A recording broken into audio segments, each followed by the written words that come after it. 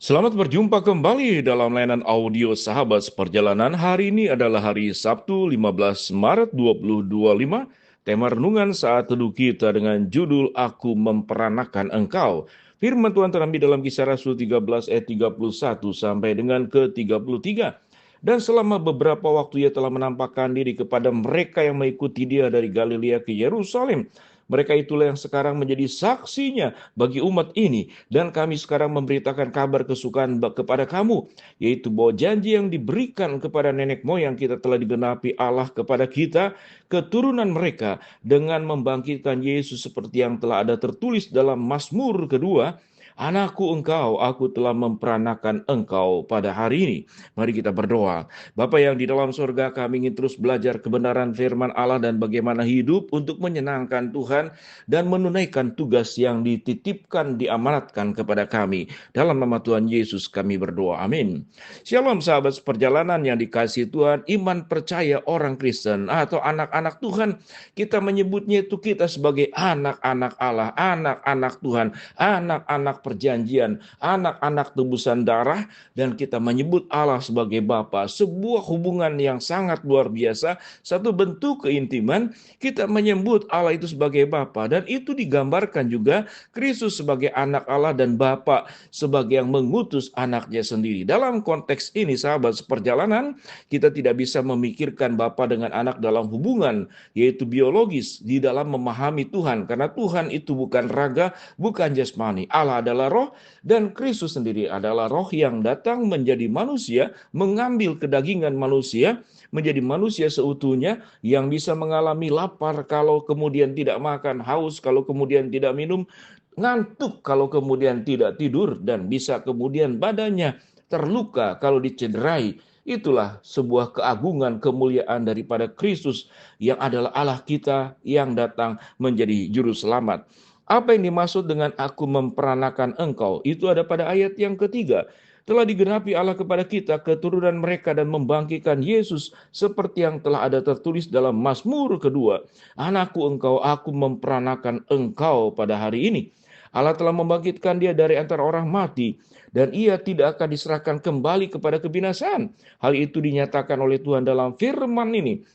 Aku akan menggenapi kepadamu janji-janji yang kudus yang dapat dipercayai yang telah kuberikan kepada Daud. Sebab itu ia mengatakannya dalam Mazmur lain.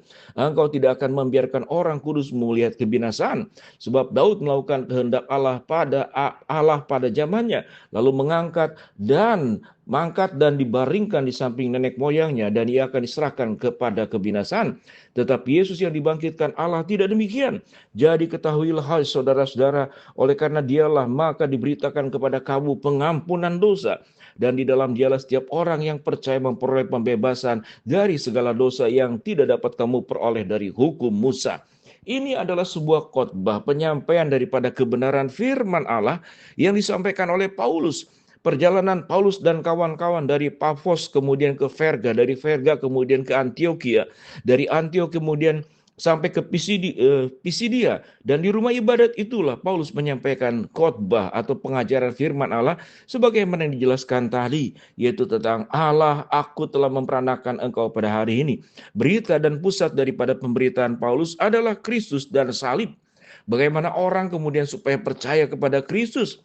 Paulus menjabarkan panjang lebar kisah tentang bagaimana perjalanan Tuhan itu menolong kita. Paulus berkata, kami datang untuk membangun dan menghibur umat.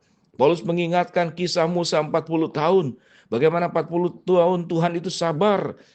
Kemudian membinasakan 7 bangsa di tanah Kanaan. Sampai masuk ke zaman hakim-hakim. Sampai masuk ke zaman Samuel. Sampai kemudian kepada Saul, Daud bin Isai. Masuk kepada Yohanes Pembaptis. Menyampaikan kabar keselamatan dan hati yang harus takut kepada Allah. Dan kemudian bagaimana pemimpin-pemimpin yang tidak mengakui Kristus. Kristus dibunuh, diturunkan dari salib, dikubur, dan dibangkitkan, lalu menampakkan diri. Sebuah perjalanan pengabaran Injil yang secara lengkap disampaikan oleh Paulus di dalam perjalanan 3 misinya. Sampai titik ini apa yang kita pelajari? Kita fokus kepada kata, anakku engkau, aku telah memperanakan engkau pada hari ini. Apa yang kita pelajari daripada kata ini? Kembali kepada kalimat Allah disebut Bapa, Kristus disebut sebagai anak Allah. Dan kita disebut sebagai anak-anak Kristus. yang sudah diselamatkan. Dalam Yohanes 1 ayat 12, barang siapa yang percaya kepada dia, dia akan disebut sebagai anak-anak Allah dan akan mendapatkan warisan kerajaan sorga. Ada dua kata, yaitu kebinasaan dan kemudian kata yang lain adalah kemerdekaan. Kalau kita kemudian runut dari dua kata ini, mereka yang di luar Kristus akan mengalami kebinasaan dan mereka yang di dalam Kristus akan mengalami yang namanya itu kemerdekaan. Kemerdekaan itu digambarkan dengan kita dipanggil sebagai anak-anak Allah. Sebuah status yang sangat luar biasa. Kita tahu dengan jelas dalam hukum yang ada di dalam dunia pun, kalau anak itu akan mendapatkan hak waris daripada orang tuanya. Tetapi kalau ponakan, keluarga yang makin jauhnya lagi, tentu tidak akan mendapat. Di sini berbicara tentang peran sebuah relasi yang sangat luar biasa. Kita menyebut sebagai Tuhan, sebagai Allah Bapa. Dan kita dipanggil juga sebagai anak-anak Allah, anak-anak perjanjian, anak-anak tebusan, anak-anak yang sudah diperintahkan oleh Tuhan. Dalam Mazmur dikatakan, bahkan engkau sudah diperanakan dalam kandungan ibu. Tuhan sudah menetapkan kita, memanggil kita, memilih kita. Di dalam beberapa teologi yang disebut dengan predestinasi, bahkan Tuhan sudah menetapkan siapa yang diselamatkan atau tidak. Kita tidak akan bahas lebih jauh tentang masalah teologi. Yang teologi bisa menimbulkan perdebatan. Saudara mau teologi Calvinis ataupun Arminian. Tetapi yang jelas kita disebut sebagai anak-anak. Yang firman Tuhan katakan, aku memperanakan engkau. Hal ini kita bisa lihat dengan lebih gamblang dan jelas di dalam Yohanes pasal 3. Percakapan Yesus dengan Nikodemus. Tentu waktu diperanakan bukan dari darah dan daging atau masuk kembali ke dalam kandungan ibu. Tetapi di sini berarti dilahir barukan kembali. Yang tadinya kita adalah anak kegelapan, Tuhan ubah menjadi anak-anak terang. Yang tadinya kita adalah domba yang terhilang menjadi domba yang dipanggil kembali untuk masuk ke dalam hadirat Allah, persekutuan dengan Allah dan mengalami kekudusan. Sebagai anak tentu ada sebuah tanggung jawab kita menjaga kehormatan orang tua supaya orang tua jangan dipermalukan dengan sikap dan tindakan hidup kita yang kurang baik. Sehingga banyak orang tua jaga nama baik keluarga, jaga nama baik orang tua. Itu dalam hubungan relasi keluarga. Demikian juga kita sebagai anak-anak Tuhan, kita harus menjaga nama baik Allah. Sekalipun Allah tidak bisa menjadi buruk karena perbuatan buruk kita, tetapi kita dipanggil untuk memuliakan Allah. Karena mengapa?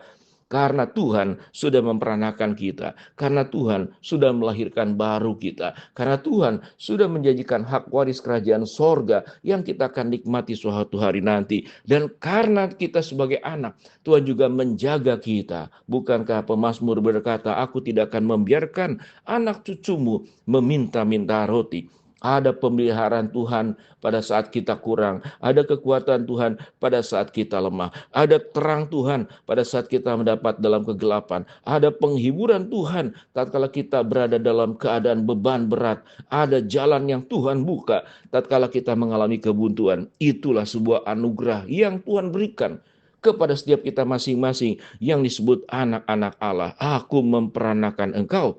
Aku menebus engkau, aku mengangkat engkau untuk memiliki hak waris kerajaan surga. Bersyukurlah kita diperanakan oleh Allah, kita dilahirbarukan oleh Allah. Mari kita berdoa.